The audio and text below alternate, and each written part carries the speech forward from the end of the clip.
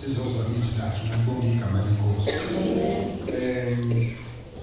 Asikhulekele phezu kwaGenesis chapter number 13. Sithemba sifunde from verse number 14. Noma ebabala number 18. And the Lord said unto Abraham after the Lot was separated from him, lift up your eyes and look from the place where thou art northward and southward and eastward as well as westward. For all the land that you see is the land that I will give you, and thy seed forever. And I will make thy seed as the dust of the earth. So if a man can number the dust of the earth, then shall thy seed also be numbered. It says, arise and walk through the land in the length of it and in the breadth of it. For I will give it unto thee. Then Abraham removed his tent and came and dwelt in the plain of Mamre, which is the Hebron, and he built there the altar unto the Lord. Genesis chapter 13 verse 44. uJehova wathi ku-Abrama, uLothi usehlukene naye, uLothi esehlukene naye, phakamisa manje amehlo akho ubuke usendaweni lapho umi khona, ngasenyakatho naseningizimu nasempumalanga nasentshonalanga, ngokuba izwe lonke olibonayo ngiyakunika wena nenzalo yakho kuze kube phakade.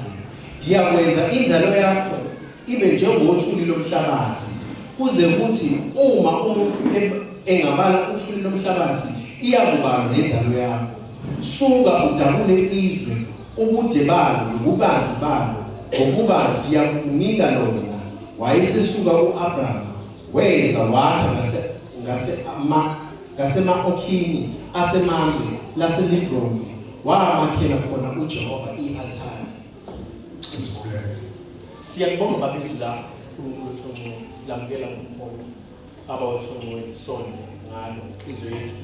uNkulunkulu Thongwe lilambe ngomeni khuluma inhliziyo yakho ngomntwana wakho.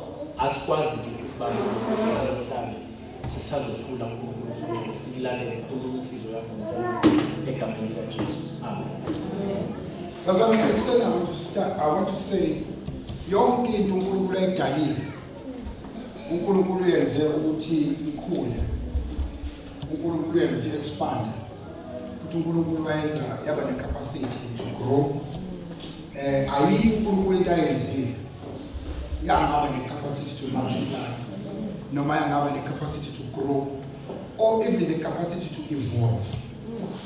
uNkulunkulu created yonke into ekhona emhlabeni, kuyona wayifaka icapacity yokuthi kumele ukhule, kumele ube ngcono, kumele uphinda-phinda. Uma umuntu ephikisana nokuphinda-phinda nokukhula noshintsho, normally those people abaphila isikhathi eside bayashona. One of the things that will make impilo yakho ibe as short as possible, ukuphikisana nokukhuliswa nokuphikisana ne-progress kaNkulunkulu. If nje ufuna ukuphila iminyaka emincane emhlabeni, iba umuntu omelele noshintsho likaNkulunkulu kuwona wonke ama-aspects, because isign yokuqala ushintsho isign yokuthi usuphile ngokwenele, awusakwazi ukuqhubekela phambili. Mangabe ulalela abantu abanye abasheshe bahamba, you sometimes realize when you analyze them ukuthi that person had a challenge of growing and multiplying, ngoba into ebanjiwe ifuna ukukhula yafu.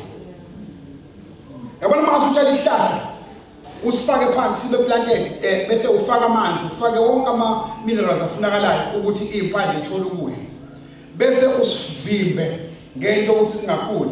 Nakuba siphelele zonke into ezosiphilisa, kodwa sibulawa ukuthi sesivinjwe wena, siqale sizama ukuphusha ndlela thizeni, kodwa uma uqhubeka uvala bese siyakha sibulawa ukuthi uphikisana nokukhula.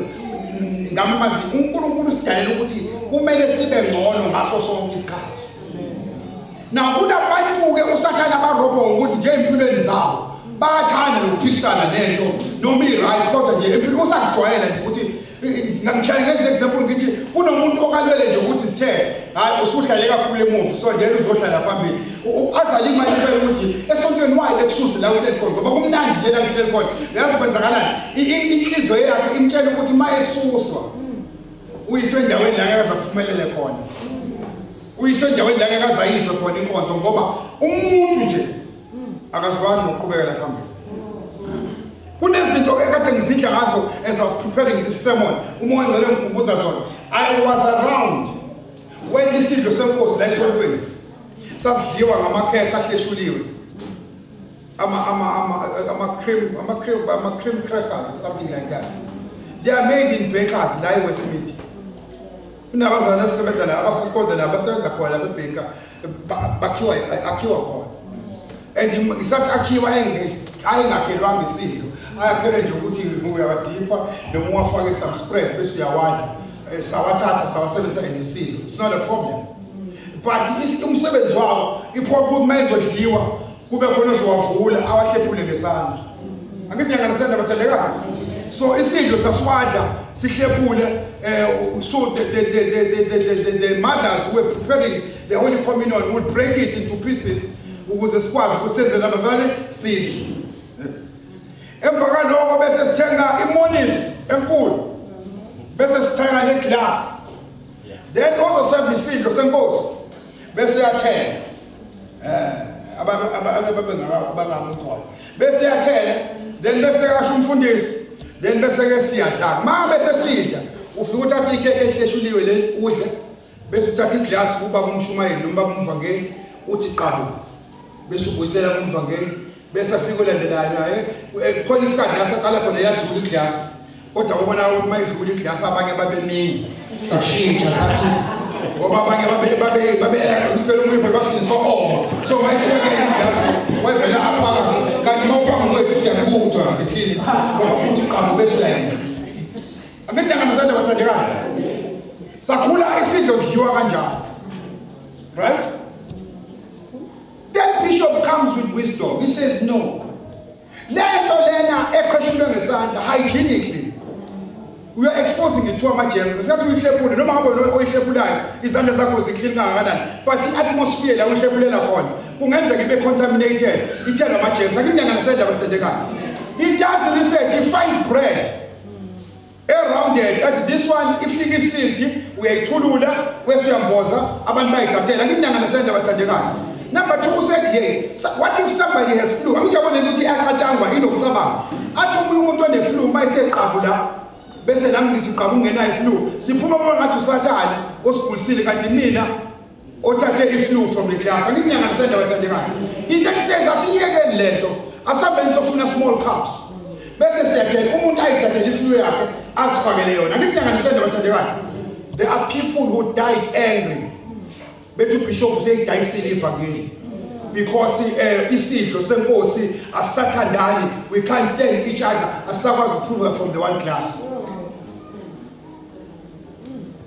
It became a big issue. Omunye wathatha isakramenti isidlo lesi wakade ibuka le nto uMaria ukhona umazila endlini uthi njani isweni. Because even the Mary that you see la Roman akusiya akekho ayangena la nisombe samaria akekho naso mina ngaya nasethuleni lami akisithombe kodwa sengangaya la ngicela khona ethi isithombe basibeke babeke ithuli bathula ngazi ukukhona ngene kodwa bathula manje. The point is they were angry for the change. It was not a bad change. It was a change that is going to help us. Akunyanga bathandekayo abanye baze bashona emhlabeni bekhutshwa into ezosiza bona. And nansi iproblem ngathi into mase sesiyigxekile noma sesibona ukuthi iyasisiza akekho sukuma ngaphambili athi ngamelana noshintsho wonke umuntu uyayithulela aqhubeke nayo. But ngicela ukubuza bathandekayo mase manje ngibuyisa isystem eclass in the present church bangakabatha siphinde kwisystem eclass.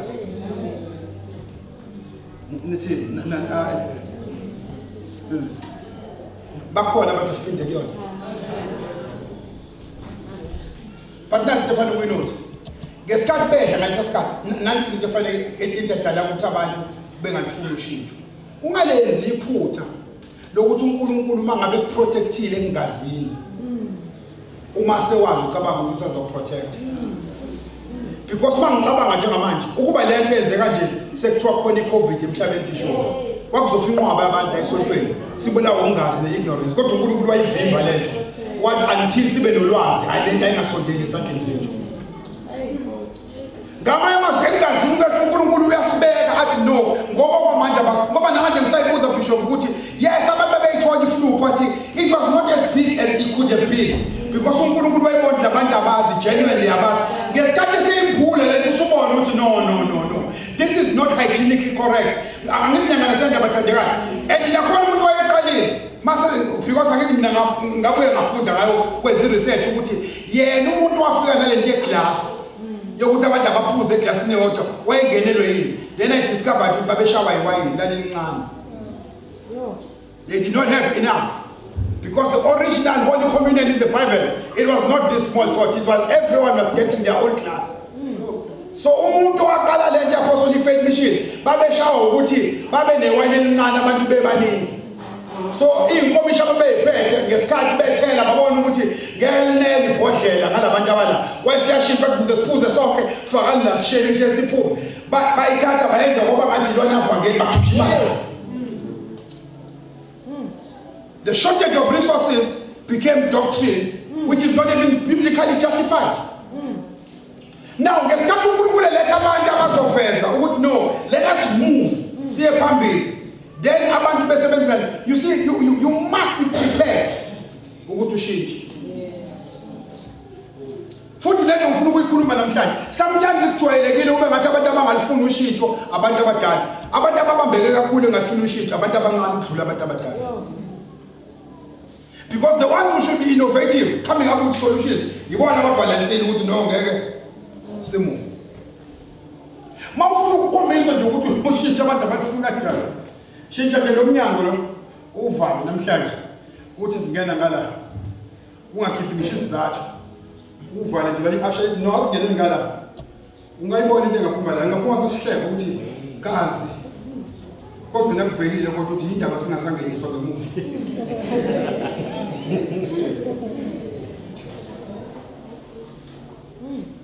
Uthi yakuthi kwenzakaleni nongeke esontweni hayi namhlanje sikhona into ezintsha sifica umfundisi ememnyango ethi wonke umuntu ungena ngala. Bazalwane thina njalo hlele simangala masibona into ehlukile thina hlele simangala. Yabona thina simangala abantu behamba yena ukuthi hawu nabo bafana abawu4 behamba bayaphi labafana ngempela bazalwane asazi bayaphi and ngempela asihlangene nokubayaphi kodwa thina we are always concerned by izinto eziveza ukuthi asifuni kube khona ushintsho.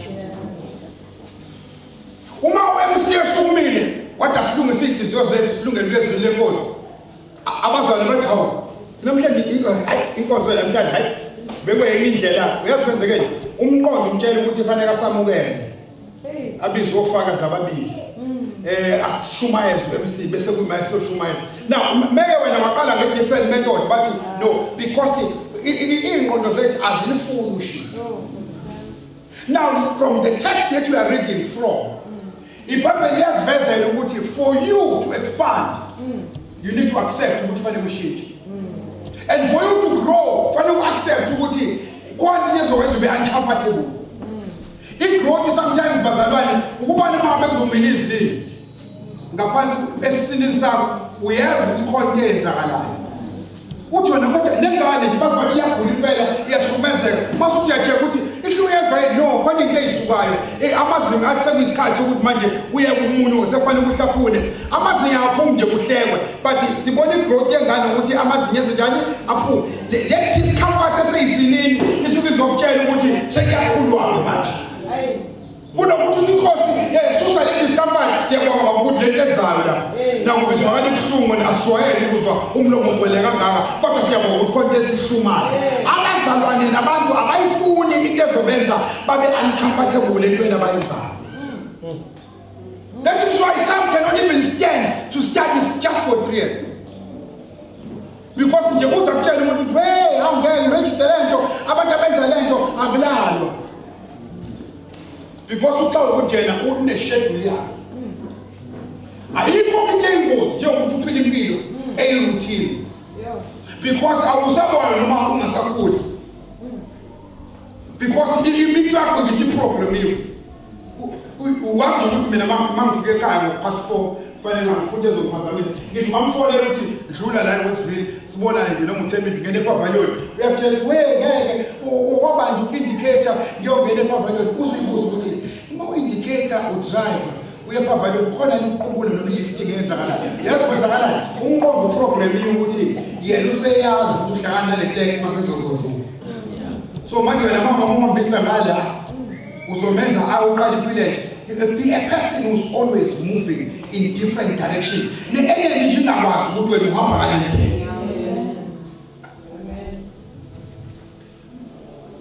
Abraham, into yokuqala enza uNkulunkulu uzaqhubeka progress, uqala uthi xosha uLothi. That's a step 1 of growing. Uthi xosha uLothi. Ngesikhathi bese noLothi akasho lutho ngegrowth. Uthi nje awumasana lokho. Ningahlala komnandi uthi nje xosha. Lithi babe mayihamba nje. Second line, amlindi neyinsuku yambe lindile ngesikhathi beqeda kuhlukana. Wayethi uNkulunkulu phakamisa amehlo. Awukanjani manje besibanjwa ingane singaphakamisa amehlo bekilindele ukuthi okuvimbayo. Because bembona ngeke phakamisa amehlo ngoba inhliziyo yakhe ihlele kakhulu kuLothi. So uzukwazi manje ukuthi siye phambili aqale phambili. Lithi nje mawufunda ngeke lithi mayiqeda ukuhamba uLothi. Wafika uNkulunkulu wathi Abraham phakamisa amehlo akho. Bese uyaqalaza lalela uNkulunkulu uthi akathi uqalaza endaweni eyodwa uthi qalaza ngapha uqalaza ngapha uqalaza ngapha ngoba ngilindele ukuthi ungakhuli kanje kodwa ngifuna ukhule kanje because uNkulunkulu akamfuni umuntu okhula direction eyodwa ufana nekhona okukhulu kakhulu spiritual kodwa social ithola ukuthi uSathane beka umnike manje ukuthi esuma zebo shana kodwa bewakhuluma naye nyama wamdlalisa wathi hey wena khala shintsha manje ajuluke libe manzi ekhaya afuna ukuba ngoblock sanisaze ngawo yazi kwenzeke ukhulile spiritual kodwa emotional intelligence yakhe is shocking kunabantu ababediniwe akutshela amagama uthi masulalela uthi Jesus lo muntu mase uNkulunkulu amehlo kunomuntu othina uthi mina kumele ngife manje Jesus ngamanje ufe manje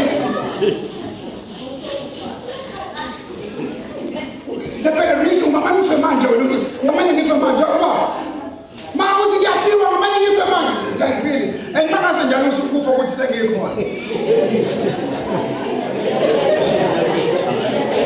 Now you see when you grow you must make sure ukuthi ungavumi ukuthi angazi ngizothi usathane kodwa ungavumi impilo ikhulise ube ungabe nayo balance. Everything that you do should have a balance. Uthi uNkulunkulu ukhula kanje, ukhule kanje. Basabani, akangenze nje another practical example. Angifuna ukuvutha namhlanje. You can't work hard to have a lot of money. Uyithola and have a life. Noma ihealth yakho ivele ibheke eceleni. Ube isicebe esihlale se-ICU. Usizakala ukuba la imali. Kodwa imali yakho ihlale njalo se-ICU. You can't celebrate to have money. Kodwa mangize konzweni kufanele ngabe nama security awu-11 dlamini. Because in the process of making money ngishiyizithe eyiningi. Etshela imnyama ngisangeni kanje ngezikhona abafuna ukunginquma. eClermont nakhona ngathatha imali ikhona yona. Kodwa iproblem nje angikwazi ukuhamba nomkami emall.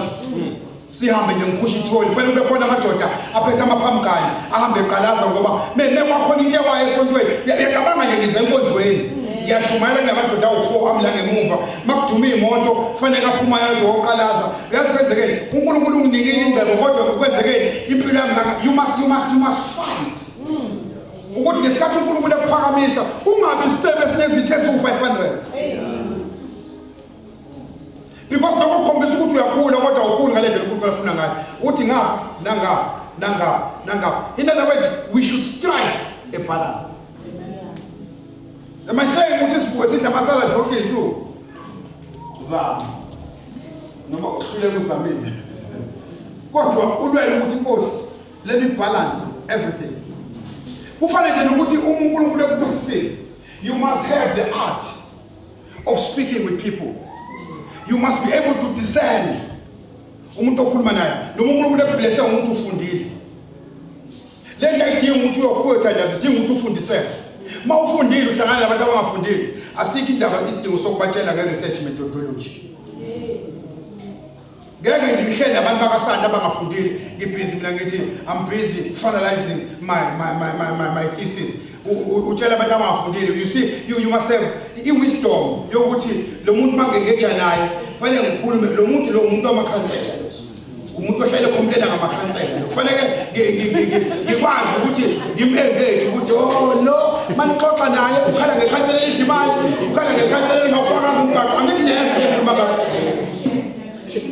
ukhona abantu ushenge bohlangana nabo mewafuna umlomo ukutshela ukuthi hayi sidlala amakhansela enzeni ukhona wangitshela ukuthi khona ikhansela elathatha ipipe lesuka ngithi mina ngikho ipipe lesuka uthi awuselafaka ngithi no wazwa ngabantu bethi bathathwa imali lesuka ngithi na ipipe lesuka ngiyamtshengisa ngithi la kunesuka khona ubona ngalento eround lento eround futhi ungaconnecta athena hawu ngithi tata uyazi siyo yazi kwenzakalani no i-conversation ahlale nayo. Number 3 as I'm about to conclude lithi iBhayibheli uma isekushilo lo uNkulunkulu wayesethi ke la ubone khona suka-ke la manje bese yakhona nathi phathe kuphela sivale ngayo for every growth be flexible enough and ungasabi ukuthi sometimes growth is of inconvenience lithi iBhayibheli bese mtshengisile uNkulunkulu wayeseqaqa amatende uqaqa amatende yazi uthini usho ukuthi wayesakhile sekuphelile kodwa uNkulunkulu uzoba uphakame ngeke uphakame la kodwa fanele umuve kwamphoqa uqaqa amatende alayishe awuqala phansi kodwa endaweni uNkulunkulu amphakamisela kuyona kunabantu ufears ukumuva uyabona ukuthi la emkhona akusebenzeki akuhambi kodwa uhleli ngokusabuqaqa amatende kodwa I've realized it's not the place for me. Have no fear. Ungahlali entweni ekubulalayo. That sometimes happiness yakho idelay wena. Ukuba wadecide ukuthi angisuke la 15 years ago ngeza la endaweni enje. Ngabe kade wayithola happiness. But yazi ubanjwa yini? Ukuthi nje usathana ukutshela ukuthi ukusuka webazalwane thina ekuthina ngendlela esiyona siphethe ama-award. Uthi ngizalelwe la ngakhulela la ngafela la. Uzuchaza ukuthi lesihlahla singake bekhona. Lesihlahla satshalwa ngikhona. It sounds good. But are you progressing? Are you moving forward? The way you do things, be ready. For you to grow, expect what is about discomfort. Angisho ukuthi angifuni ukupreach iBhayibheli ngendlela wrong. Angikhulumi ngeinhlupho, ngikhuluma nge-discomfort. Ukuthi uzoba uncomfortable. Ukuthi sengiyasuka la. Ayikho into okhwathi njengokushintsha i-office. Noma uthola i-promotion kodwa ukumuva usujwayele ukuthi ungena la. Ukuya kwenye indawo. It's a bit uncomfortable. Kodwa iqiniso lithi it's a promotion. You're going to get a better job. So ukuze sikhule siyadinga uku-expecta ushintsho. And you must not fear i-discomfort. Asifanele ukuthi ke unyaka usuphelile but refuse ukuba abantu abaphela kanye nonyaka. Refuse ukuba abantu abaphantshana masuyophela unyaka. Usathane is telling you now in your mind ukuthi uhlulwe yiloko wahlulwa yiloko. There's nothing to celebrate. We will fight until the 31st of December. We are going to fight for growth ukuze kube kushaya amathini so besathi ukuthi kodwa siyaphambili. Amen. In other words, we are not going to slow down because somebody decided to slow down. No. Futhi nayo yathandekayo yokuthi ungabi human being eswima against the tide. Ukuswima against the tide ngizokwenza imizambulo ukuthi uma wabula ebeach ungakwazi ukubhukuda uyongena olwandle sonke nje i-crash course yokubhukuda esayifunda singakwazi ukubhukuda ukuthi igagasi maliqhamuka wenze njani uyaxhuma umuntu omnyama nje uyayazi ngisho ukuthi uma ubhukuda ngiyabona usuwenza namalesini ngisakhuluma nje mina ubhukuda wonke umuntu wenze njani ibhagazi malifika wenze njani uyagxuma and number 2 awuphikisani nalo uhamba kanye nalo kosimeke wama nje egagasini uyaphansi and malibuye nobani la because igagasi nje uqala lenza vele ikushaye ngesathi le abake bamuka nabake bacishe bamuka nabalanda sebemuka bayazi ukuthi kukhuluma ngayo and futhi angifuni ube khona uzophakamisa ngoba into engenasidingo le kodwa abantu abakubamuka bayazi ngisho lifike likushaye bese uyawa ngesikhathi usuwile bese lihamba nawe then bese ke labo bakusiza ubakulanda usuma phambili dlana sengingasabuye kuvamise ukuthi ke awuboni mawusakuma umuka ngoba into enzakalayo liyakuthatha ubona mase kufanele kumile le habisi p hour ngesikhathi lehlele nyewe igagasi usungakaboni ukuthi awusekho right kodwa ubona ngesikhathi esephela amagagasi sekuwena namanzi bese uyarealize amanzi asemathe kunawe uqale uthi then ke suke selihamba nawe ngoba usunjani usuhlulekile but bese bekufundisa ke rule bethi ukusungamuka don't swim against the tide so all you need to do mayele lilinde uliphume nalo ukuze yonke le currency yakho ihambe nawe ikise ngaphandle ukuze uphile in life as a believer don't be a believer who's always swimming against everybody because uphila njalo uphila ukuthandaza imithandazo yeziphi umuntu yale musukuthi hayi ke mina ngedwa ngiyale because khona abantu abayithandayo into ukuthi yena vela phike nje kunabantu sonke sibuseke sithi amen yena decide ukuthi letho mina ngeke ngibusise because usekujwayele nje ukuthi into esure mekesa as a matter of fact ngangathi ngeyanga kunomuntu nje owaziyo ukuthi mangabe ufuna ukuthi enzile fanele kumtshela ukuthi akangayenzi because uma umtshela ukuthi angayenzi ngamama sibofuna shaya umuntu fanele uthi kuyena kodwa ungakwenza konke ngeke ushayeke you must know ukuthi ngoba uyakuthanda ukuthi aphikisane nomnqubuzo so ukuze umuwini fanele kunjalo umtshela into ebheke ka left ukuze enze njani mangabe uthi sihamba ngokuthi ke kodwa abahamba nami siyahamba ngo7 hayi ngo9 you must know ukuthi uzoma ngo9 so you must tell uyilwa ngoba aba7 ngoba sebejwayele ukuthi they swim against the tide. Why am I advising you not to swim against the tide? It's because you are using your energy unnecessarily. Ngesikhathi wamsana nayo yonke into kune energy yakhe ngeke isebenze because ulwa nje yakuphusha awudingi ukulwa wena. Ngesikhathi uphikisana nayo yonke into fanele uhlale uready, fanele uhlale ugadile because you are always swimming against the tide. Be a human being. That is not always opposing everything. Akuyona victory ukuphikisa yonke into bese uyayinqoba. Khona izinto efanele kuyiya ukuthi hale abayiwini it doesn't serve me ukuthi ngiyiwine umuntu akayithatha ahambe nayo.